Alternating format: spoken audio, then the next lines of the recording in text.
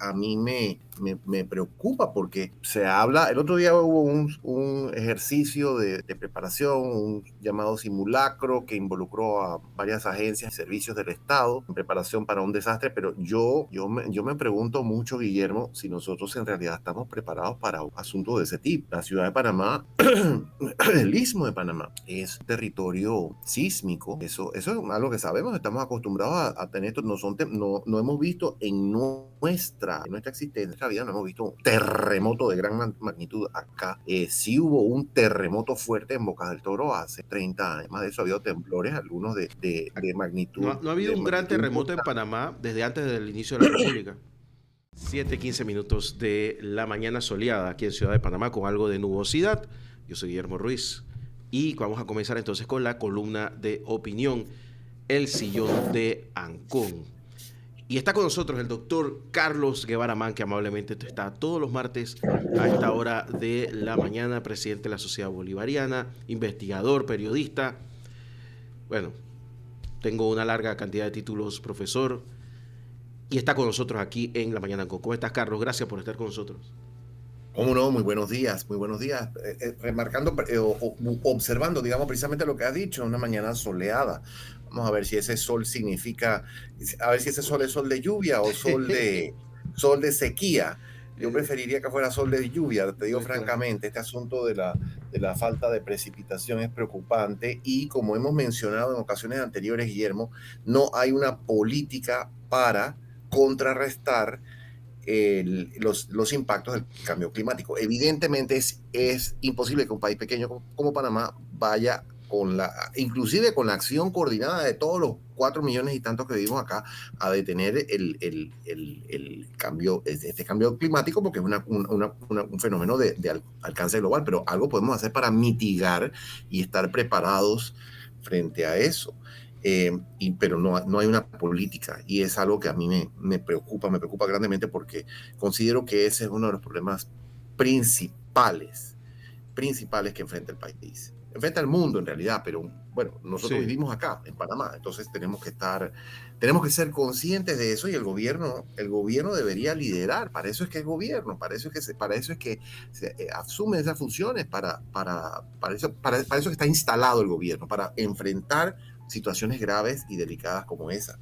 Y no veo acción en ese sentido, No, pero Guillermo. tú sabes que los partidos políticos se comportan como unas bandas realmente, ¿no?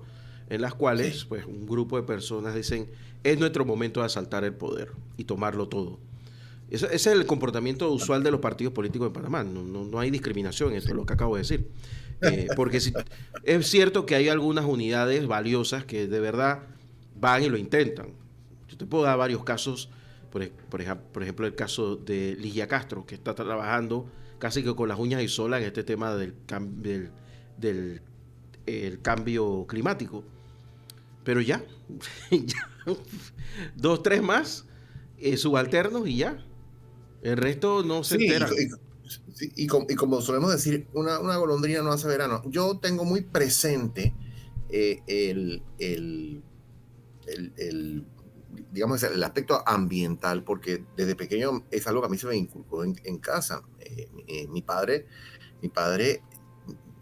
no solamente tenía un vivero, es más, todavía lo tiene. Lo que pasa es que por su avanzada edad ya no lo puede atender como lo hizo toda la vida. Pero tenía un vivero porque es una cosa que a él le nació. Guardaba todas las semillas que pasaban por sus manos, las sembraba en bolsitas, las sembraba en latas, las sembraba en bases de plástico y se dedicaba a sembrar él en sus propiedades y a regalar árboles. Y yo creo que es no sé si llamarlo afición, una práctica, un hábito, bueno, algunos dirían que es la palabrita en inglés que se utiliza mucho, un hobby, un pasatiempo. Sí, pero es un pasatiempo que tiene un impacto ecológico, un impacto social interesante.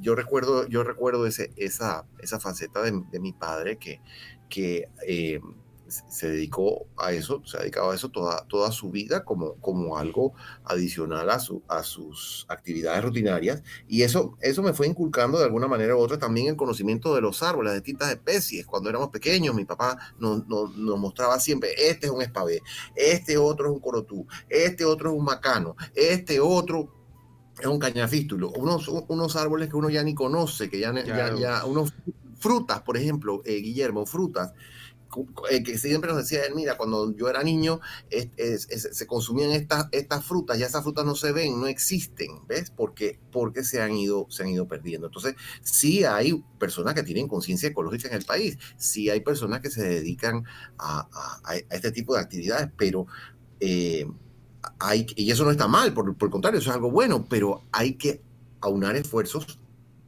a través de una política coordinada, porque si no, no hay el impacto necesario.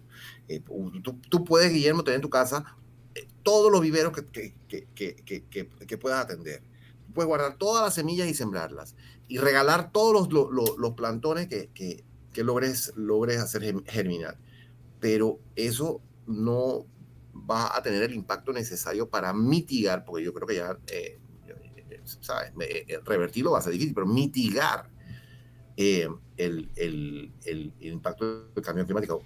Por el contrario, lo que vemos es más devastación a ciencia y paciencia de las llamadas autoridades. Esa palabrita de autoridad es algo que se utiliza aquí malamente, se utiliza de mala manera, a ciencia y paciencia de los funcionarios. A mí un aspecto en particular que me preocupa sobremanera es la devastación de los manglares, Guillermo.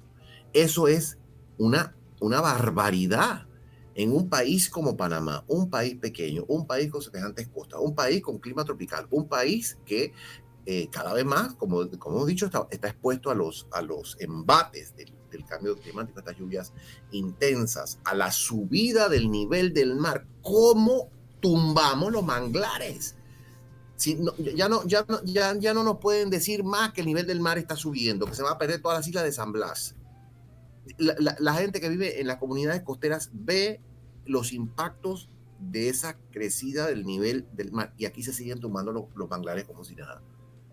Que esa es una barrera natural y efectiva, porque ha sido efectiva durante miles de años contra las inundaciones. ¿Ves? Entonces, hay asuntos que verdaderamente uno no se explica y que es necesario que se reviertan, se cambien a través de políticas de Estado, cosa que no vemos. Y como dices tú, no es algo que interesa a los políticos. Y nos cuesta caro la ignorancia. Sabes que el otro día estaba viendo un reportaje, creo que fue de la Deutsche Welle, que entrevistaron a unas personas que viven en Miami y que vivían en la costa y que le habían vendido a, no sé, un sueco o algo así, su casa.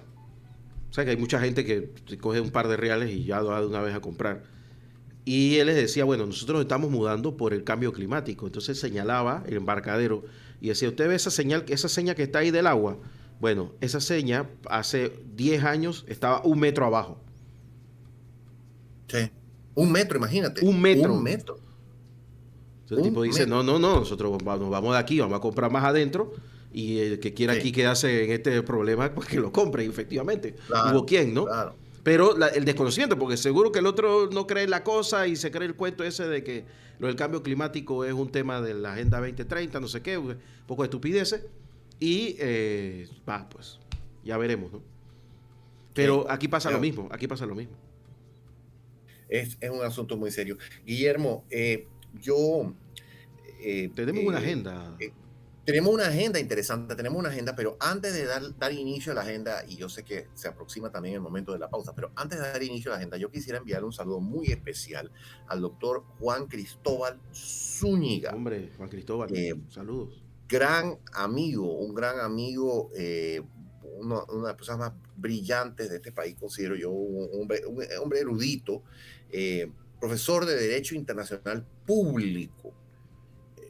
Materia fundamental, por cierto, materia fundamental en la formación de los abogados, en la información de cualquiera que tenga aspiraciones no solamente al ejercicio de funciones pública, sino a una vivencia como ciudadano de una república y del mundo. El derecho internacional es fundamental. Una materia de mucha raigambre, de mucha trayectoria. Entonces el doctor Juan Cristóbal Zúñiga, diría yo que es uno de los especialistas más renombrados y más capaces en el ámbito del derecho internacional público, que lleva años, décadas, haciendo aportes importantes a través de la docencia y la formación de opinión, enfocada a través del prisma del derecho internacional, como lo he manifestado antes. También es un aficionado a la historia, la conoce muy bien.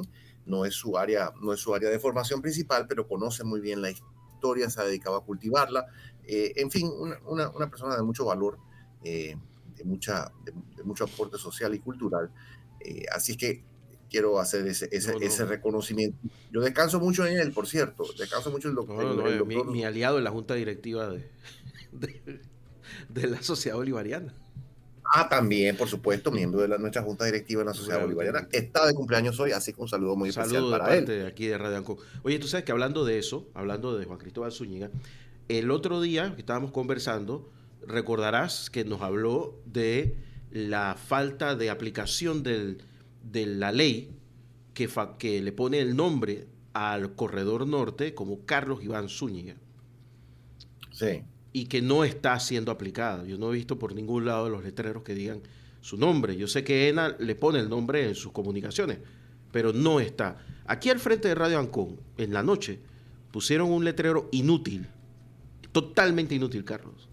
Dice arriba, San Francisco, y pone una flecha hacia adelante. Coco del Mar, una flecha hacia adelante. Yo me imagino que esos carteles estaban ahí desde los años 90 y alguien dijo, bueno, este es el momento para sacar algo de platita aquí. Y velocidad máxima 60 kilómetros por hora. ¿Qué velocidad máxima 60 kilómetros por hora en la calle 50? Ni el domingo la gente podía que 60 kilómetros por hora en la calle 50 porque caes en un hueco y te matas. Entonces, ¿qué es eso? Entonces, ¿qué estupideces son esas? O barrio a la izquierda. Oye, yo pensé, no lo había dicho, yo vi la cosa abajo y tenían la esperanza que iban a poner un semáforo peatonal para que no maten a la gente en este paso peatonal que tú lo has visto, Carlos, aquí al frente de Radio Ancón, que aquí la gente arriesga la vida diariamente tratando de pasar ahí. Sí. No. Sí. Estos inútiles ponen ese letrero entre el pataconcito que está al lado y la cebra, el paso peatonal. Pero no solamente son inútiles, sino que son absurdos. Y en vez de poner el letrero hacia la derecha, corredor, o hacia la izquierda, corredor Carlos Iván Zúñiga, nada, tampoco. Entonces, ni para eso. Pero bueno, así andamos en el país, Carlos. Así andamos. Sí, las prioridades están patas arriba. La definición de prioridades no es algo que caracterice a quienes ejercen funciones públicas. Y lo que has dicho de los cruces peatonales, un país donde la cultura vial es que no existe. Cultura vial no existe. Es una práctica bárbara.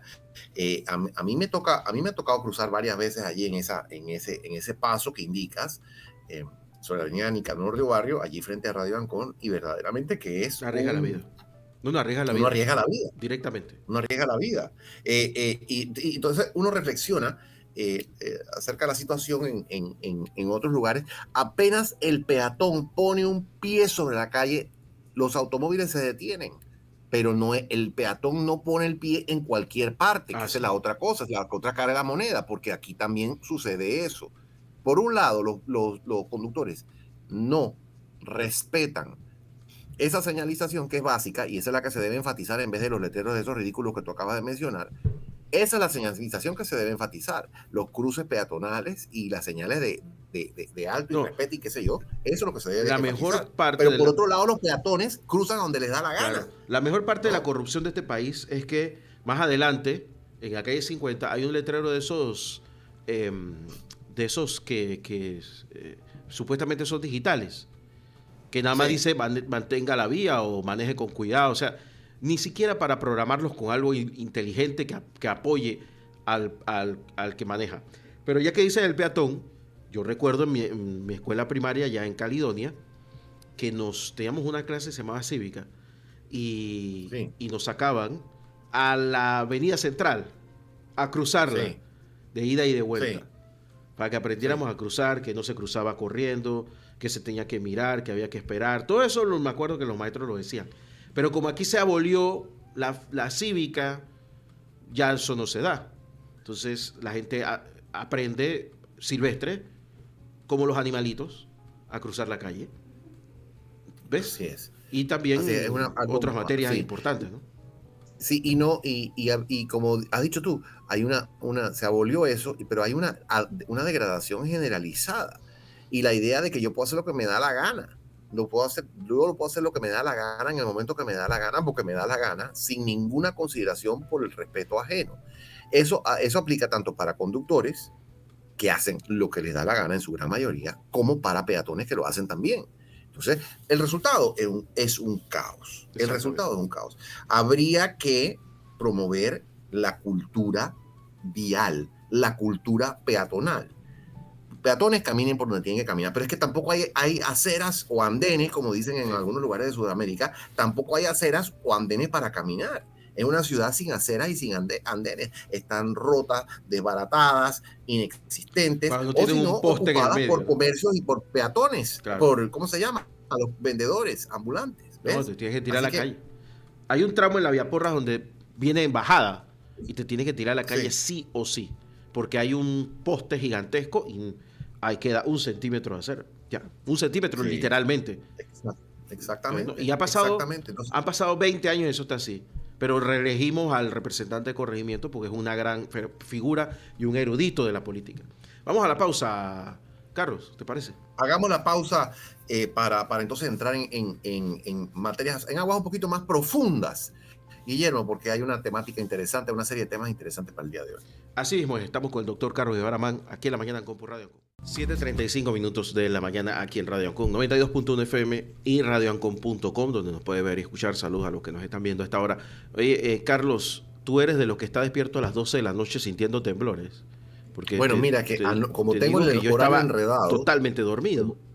sí, como tengo el horario enredado, Bueno, tú vienes de jet me lag. quedé dormido temprano porque todavía estoy medio en horario europeo, que son 7 horas más. Bueno, dicen que uno recupera 1 hora por día. Así que vamos a decir que ya hoy debo tener 5 horas de diferencia en vez de 7.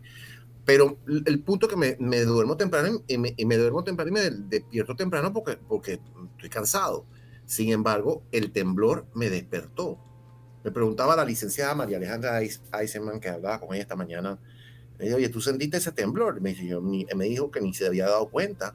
Ella vive un piso más alto que yo. Yo no sé si a piso más alto uno siente más o uno siente menos. Yo vivo en un piso 4 y lo sentí fuerte y me pareció prolongado. Estaba dormido, como te digo, y me desperté. Y el pensamiento que tuve es, ¿cuándo se va a acabar esto? Porque a mi modo de ver, ese sacudimiento duró bastante. Fíjate que No he visto los detalles, Guillermo. En realidad lo que hice fue encomendarme a Dios y ahora, una vez que pasó eso, agradecer que había sobrevivido, que no me había caído nada encima y volví a dormir. Pero para mí fue fuerte y fue prolongado. Yo desperté a las 12:04 minutos de la mañana. Me acuerdo porque pensé que eran las 4:30 como siempre. Bueno, siempre me estoy despertando 4:30, 4:15.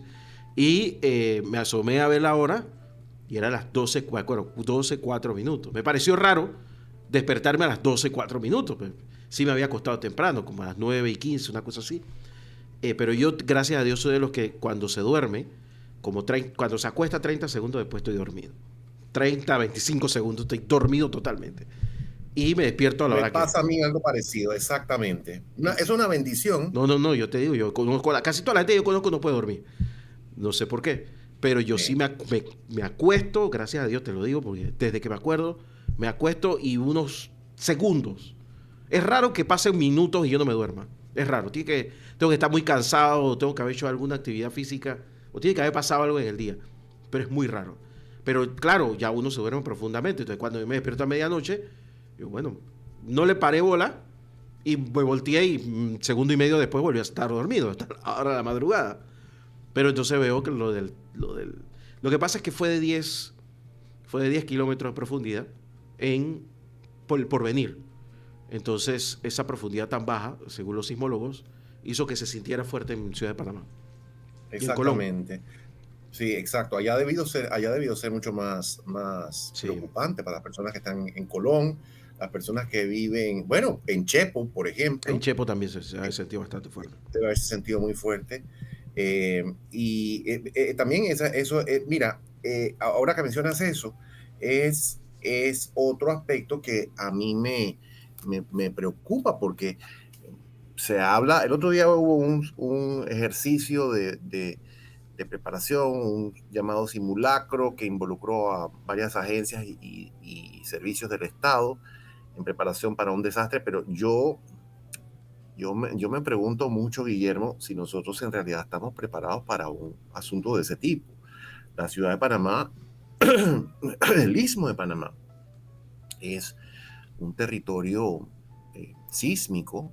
Eso es algo que sabemos, estamos acostumbrados a tener esto, no hemos visto en nuestra existencia, en nuestra vida, no hemos visto un terremoto de gran magnitud acá.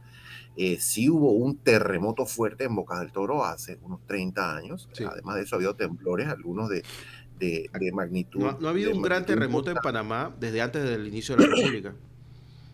¿Perdón? No ha habido un gran terremoto en la ciudad de Panamá desde antes del inicio de la República. Justo Exactamente. Hubo uno en 1880 y tanto, no recuerdo exactamente, durante la construcción del canal francés, que causó destrozos, pero no era una ciudad que tuviese edificios altos en ese momento. El destrozo más impactante fue el que sufrió la torre de la catedral, una de las torres de la catedral, pero sí es un territorio que está expuesto a los movimientos sísmicos, como lo está también a la actividad volcánica. Y es algo que no sí, adicionar. Tendría que existir esa educación que mencionas tú. Tú hablaste acerca de la educación cívica. Mira, me ha gustado muchísimo esa anécdota que presentaste hace unos minutos acerca de la instrucción, la formación que daban los maestros en tu escuela primaria sobre cómo funcionar en una ciudad. Eso es una cosa básica. En una ciudad uno camina por aquí, uno cruza por aquí, uno tiene este tipo de precauciones, de atenciones y de consideraciones. Eso es fundamental. También es fundamental tener una estrategia y una política de preparación ante eso. Mira, lo que a mí más me preocupa, Guillermo, lo que más me preocupa es que si en una ciudad que tiene tantos edificios como la ciudad de Panamá, hay además de eso tanta dificultad para circular, porque las calles son estrechas, porque están ocupadas por lo que ya hemos dicho antes, pues, porque están ocupadas por por estacionamientos, por carros estacionados, por todos los problemas que tenemos. Una ciudad con dificultades para la circulación del tránsito y con edificios tan altos, yo me pregunto si esos edificios están preparados para un temblor. Sinceramente me lo pregunto, Guillermo, y tú aquí el ingeniero eres tú, así que yo siempre, eso es un misterio, eso es un gran misterio, Carlos, es un gran misterio, porque aquí hay normas, pero tú ves que una de las principales críticas que tiene Acodeco en bienes raíces es cómo se levantan los mosaicos en los edificios. Si los mosaicos se levantan en los edificios, el sistema de movimientos del edificio no es muy bueno. Entonces, es un gran misterio. Yo he conversado con especialistas del tema, que seguro me están escuchando, porque tenemos ese programa súper programado, pero no lo hemos hecho.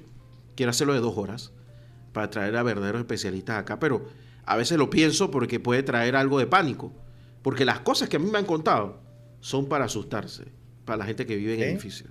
Son para asustarse. Sí, entonces ve uno que hay edificios de 40, 50 pisos de más. No sabemos. Eso se va no me quiero aventurar, pero fíjate, si hay problemas con asuntos tan básicos, como la conexión para el gas. Oye, pero el otro día hubo un vientecito que vino del Pacífico y a mí me dieron los videos. La propia Debbie Kuzniecki, que viene acá, me dijo que pasó un pánico terrible porque los edificios, todas esas ventanas y balcones salieron volando. Y era un vientecito, tampoco estamos hablando de una cosa huracanada. Y me quedé pensando, Sí, bueno, si cuando pase algo en serio, imagínate, no queda nada ahí.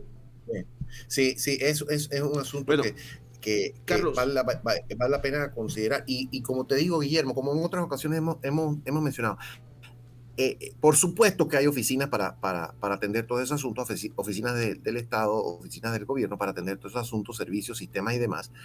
Pero en eso es que debe estar la Asamblea Nacional, vigilando que haya un, un ordenamiento que pueda eh, prepararnos o que pueda hacer que un desastre de ese tipo tenga alguna mitigación. No, un terremoto no se puede parar. no. Eso es algo que todavía no hemos encontrado la manera de pararlo. ¿No? Un huracán no lo podemos parar porque no se ha encontrado la manera de hacerlo, pero sí este pensamiento debe estar en la mente de todos. Sí se pueden tomar medidas de preparación y de mitigación, y ese es el aspecto que a mí me preocupa un poco, que quizás no estamos al corriente de eso. Oye, No. Carlos, yo leí en las efemérides del día de hoy que un Sí, día como hoy, la reina Victoria mandó a parar eso de la esclavitud en todo el Imperio Británico. Y también que un día como hoy se hizo la primera prueba nuclear soviética, que los espías sí, le llamaron Joe. sí, Y estaba sí. viendo que para estas fechas, el 29 de agosto, o sea, hoy es el Día Internacional contra los Ensayos Nucleares, y Sí, para el 31 de agosto es el Día Nacional de los Afrodescendientes. así es, así es. Y mañana el natalicio de uno de los más grandes panameños de todos los tiempos, el doctor Octavio Méndez Pereira. Así que yo sí quería hacer mención de algunos de esos aspectos. Sé que tenemos unos pocos minutos, pero pues, se puede dedicar algo de tiempo a hacer una reflexión en torno a esos asuntos. Me ha agradado mucho que hayas eh, hecho mención del primer ensayo nuclear soviético, porque el 29 de agosto ha sido declarado por las Naciones Unidas como el Día Internacional contra los Ensayos Nucleares. Y aquí, en un país como Panamá, digamos ampliamente en América, nos parecerá eso un tanto descabellado. Bueno, pero eso que tiene que ver con nosotros, eso ocurre por otra parte. Es que el impacto radiactivo de esas pruebas nucleares es algo que se esparce por todo el mundo y que tiene impactos globales, ¿no? Eh, cuando comenzó la actividad nuclear, la actividad bélica, o sea, cuando comenzó el uso de la energía nuclear para fines bélicos, que eso fue en 1945, cuando Estados Unidos bombardeó eh, Japón en Hiroshima y Nagasaki, detonó una bomba atómica sobre cada una de esas ciudades. Allí comienza la era nuclear en 1945 propiamente. Entonces, como Estados Unidos, y esto es algo que ha ocurrido a lo largo de la historia, la parte nuclear no, evidentemente la parte nuclear comenzó allí, pero lo que ha ocurrido a lo largo de la historia es que cuando una potencia ve que la otra está avanzando en cierto sentido, se apura a tratar de alcanzarla. Entonces comenzó la era nuclear se caracteriza por eso, por una competencia, y la verdad es que la competencia en los años finales, hacia finales de los años 40 y sobre todo en la década de los 50, comenzó de una manera descontrolada, sobre todo entre Estados Unidos y la Unión Soviética, pero otros países participaron. Francia, el Reino Unido, que son potencias nucleares. Y además de eso, países que no son potencia en otro sentido, pero que también incursionaron en ese ámbito. India, Pakistán, Corea del Norte, como lo sabemos. Y eso fue creando mayor y mayor alarma en todas partes. Por supuesto que un paso previo a la utilización, la única vez que se ha utilizado la energía nuclear con fines bélicos ha sido en Hiroshima y en Nagasaki en 1945. Pero los países que han acumulado un arsenal nuclear han llevado a cabo pruebas nucleares y pruebas nucleares con impactos que hoy estamos evaluando y que hoy se están considerando, porque en aquel momento pensaban que, bueno, que ese era un impacto que se iba a hacer allá en el atolón ese allá en Haití. ¿Te acuerdas el que hizo Francia por allá por Haití, por no sé por dónde? Estados Unidos que hizo varios en el desierto, porque dice, bueno, aquí no vive nadie, o esa gente allá, esos polinesios, esa gente no cuenta mucho, allá no va a haber un impacto. Sin embargo, esa nube radiactiva tiene implicaciones Por supuesto. tiene implicaciones globales, ¿ves? Así es que es un día consagrado a la reflexión, en primer lugar. Esto es algo que se debería parar. Es más, hay un tratado que no ha entrado en vigencia, pero un tratado para detener de una vez por todas esos ensayos nucleares. Y hay un tratado también que se ha elaborado para poner fin al uso de armas nucleares, que tampoco se ha, se ha puesto en vigencia. Eh, son adelantos que necesita el sistema internacional y que no hemos logrado. Así que yo creo que es una fecha importante para hacer una reflexión de este tipo, Guillermo. No, estoy completamente de acuerdo contigo. Estoy completamente de acuerdo contigo. La verdad es que no es un día cualquiera, es un día de mucha reflexión porque el club se amplía, ¿no? India, Pakistán, Eso, y eso hay que exactamente. pararlo. Corea del Norte, Irán, aunque Irán lo vive negando, pero es evidente que hay pruebas, y no son pruebas sencillamente que vienen de una parte, son pruebas que vienen de organismos multilaterales que han evidenciado un interés por desarrollar armamento nuclear. Entonces ellos dicen, bueno, si Estados Unidos los tiene, si las grandes potencias las tienen, ¿por qué no las vamos a tener nosotros? ¿Ves? Entonces, ese cierne sobre el mundo, también la preocupación de que en una circunstancia como la actual guerra de Ucrania, la guerra de agresión de Ucrania, si Rusia, que no ha conseguido sus fines, a pesar de que lleva año y medio asediando a Ucrania, no ha conseguido sus fines en este periodo, como dije, existe la preocupación de que pueda recurrir a las armas nucleares, además, a pesar de que su uso está prohibido y a pesar de que esta es una guerra de agresión que se desencadenó en total violación de las normas del derecho internacional, aunque los alabarderos de Putin y de las dictaduras y los que odian a Occidente no quieran ver ese punto fundamental, pero eso es lo básico. Lo básico es que allí hubo una violación del derecho internacional de una manera flagrante y burda, ¿ves? Entonces, que eso pueda desencadenar o que pueda tener un impacto o un desenlace nuclear es algo que preocupa mucho. Así es que, a pesar de que a nosotros nos parece que todo esto es algo lejano y descabellado, porque los países de América tuvieron, fíjate que somos críticos, ¿verdad? Somos críticos de nuestra realidad en Panamá y de países vecinos y demás, pero en esta materia, los países de América tuvieron una iniciativa muy positiva, y los países de América han tenido esas iniciativas en algunos casos puntuales, iniciativas multilaterales muy positivas. Y a la que me refiero específicamente es al Tratado de Tlatelolco, el lugar en México donde se firmó en 1968, que declara el territorio de América territorio libre de armas nucleares. Así es que yo creo que ese fue un adelanto importante o un logro importante para los países americanos ya hace más de 50 años, y que de alguna manera u otra ofrece algo de protección frente a una amenaza de este tipo. Pero me parece que los esfuerzos, primero que todo, nos debemos formar o debemos adquirir conocimientos en términos del peligro que esto representa. Y en segundo lugar, no dejar los esfuerzos por lograr o por insistir o por demandar o exigir un cese a las actividades de este tipo que solo conduce a la destrucción y a la muerte y al fin de la humanidad, Guillermo. ¿Qué sentido tiene seguir procurando estos medios? Así es que Día Internacional contra los Ensayos Nucleares, 29 de agosto. El 30 de agosto, o sea, mañana, y a eso voy a dedicar mi columna, por eso te lo propuse.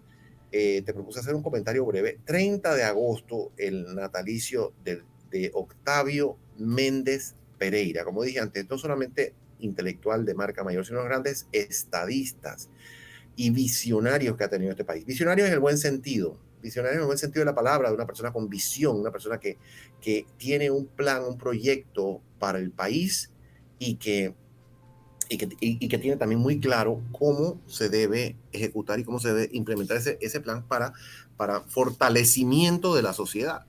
Yo quisiera hacer mención brevemente nada más de Octavio Méndez Pereira como lo conocemos pues porque se habla mucho de la casa de Méndez Pereira, para referirnos a la Universidad de Panamá, de la cual fue su primer rector en 1935, Octavio Méndez Pereira. Pero además de haber tenido un desempeño lucido y extraordinario como rector de la Universidad de Panamá, el primero, Méndez Pereira tuvo una trayectoria intelectual y cultural sumamente importante. Yo creo que podemos resumirla, porque la verdad es que hay poco tiempo y no me quiero exceder, pero podemos resumirla diciendo que su preocupación principal, Guillermo, era darle sustancia identitaria al alma nacional. Él se preocupó por fortalecer la identidad nacional. Esa era su preocupación principal, porque le parecía que un país, recordemos cuáles eran las circunstancias de Panamá a principios del siglo XX, en el momento en que un individuo como Méndez Pereira maduraba, se hacía profesional y se involucraba en asuntos públicos. Méndez Pereira nació en Aguadulce, provincia de Coclé, en 1887, y al surgimiento de la República en 1903 tenía 16 años. Completó su formación en aquellos momentos iniciales de la República, primero en la Escuela Normal de Varones, que era una escuela que se creó para formar maestros. Mira el énfasis que se ponía. Se sabía que la educación estaba a niveles muy precarios, así que había que impulsar la formación de maestros, porque esos eran, mira la mentalidad, que inteligente, ¿no? A principio de la República. A través de la formación de maestros es que vamos a lograr una transformación educativa y cultural del país. Así que muchas personas que tenían aspiraciones de mejoramiento profesional escogieron la vocación o la formación de maestro como un vehículo para alcanzar ese mejoramiento profesional, porque era la avenida o el vehículo que estaba abierto. Y después de eso partió hacia Chile con una beca que dio el gobierno nacional, porque el gobierno nacional se dedicó en aquel momento a becar a panameños talentosos para que pudieran completar su formación en el extranjero y regresar a Panamá a ponerse al servicio del país. Esa es una visión importante que hubo a principios de la República, y varios panameños talentosos se pudieron beneficiar de aquellas medidas, beneficiando al mismo tiempo, y valga la redundancia, al país con su regreso y su inserción en el ámbito profesional. Fue el caso de Méndez Pereira, quien estudió en Chile, que tenía un sistema bastante más avanzado, un sistema educativo bastante más avanzado que el de Panamá, en aquel momento, el de Panamá, que prácticamente no existía en aquel momento. Y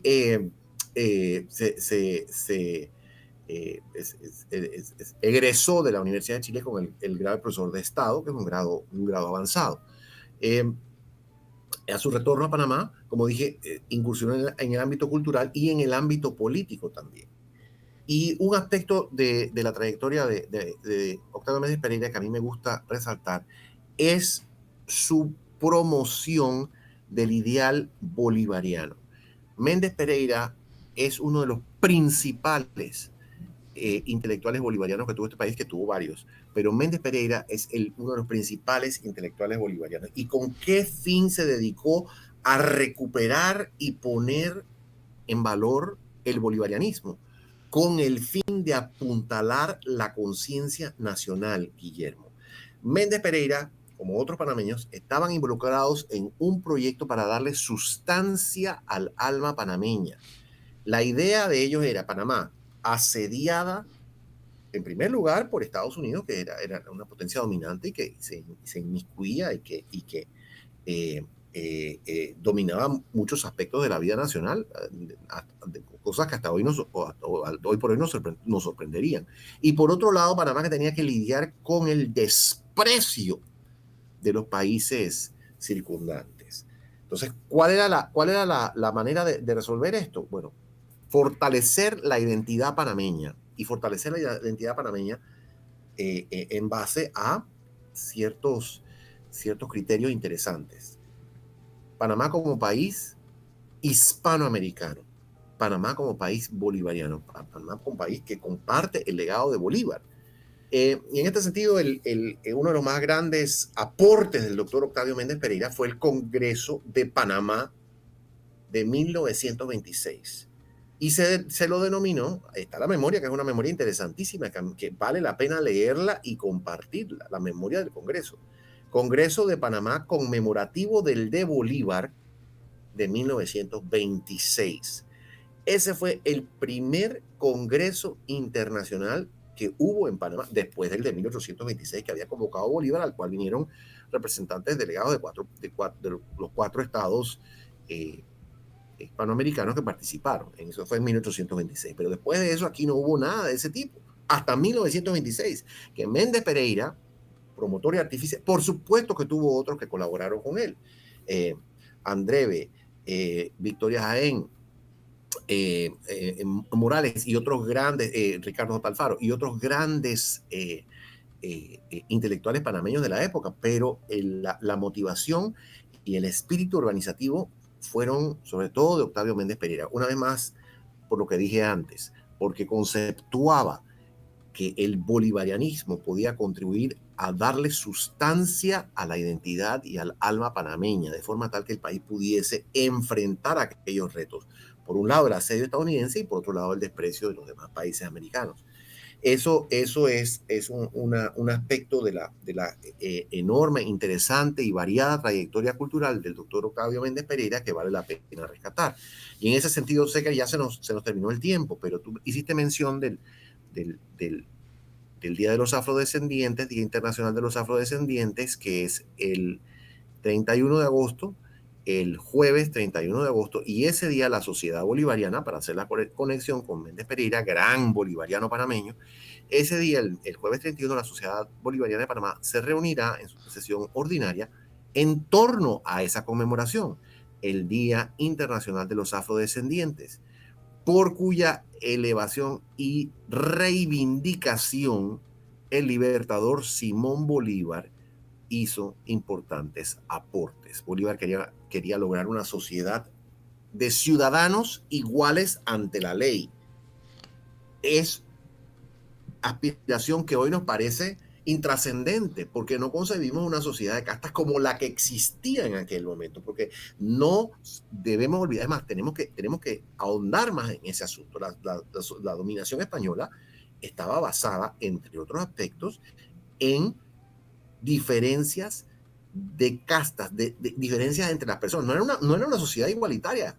Legalmente, durante la dominación española, las personas eran diferentes y tenían valor diferente dependiendo, entre otras cosas, de su componente racial.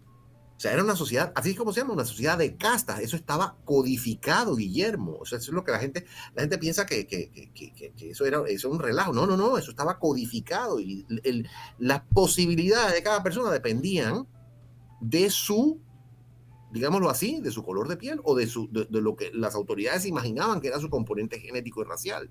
¿Ves? Eso es un tema para ahondar en otro momento porque ya se nos fue el tiempo, pero sí quiero hacer mención del Día Internacional de los Afrodescendientes, que es el tema de fondo de nuestra reunión de la Sociedad Bolivariana el jueves 31 de agosto a partir de las 2 de la tarde en el Salón Bolívar, donde consideraremos los esfuerzos del libertador Simón Bolívar para lograr una sociedad de ciudadanos iguales ante la ley frente a la sociedad de castas que era característica de la dominación española. En aquel momento, el jueves 31 de agosto, la oradora de fondo de nuestra reunión será la ministra de Relaciones Exteriores, Yanaina Tehuaney Mencomo.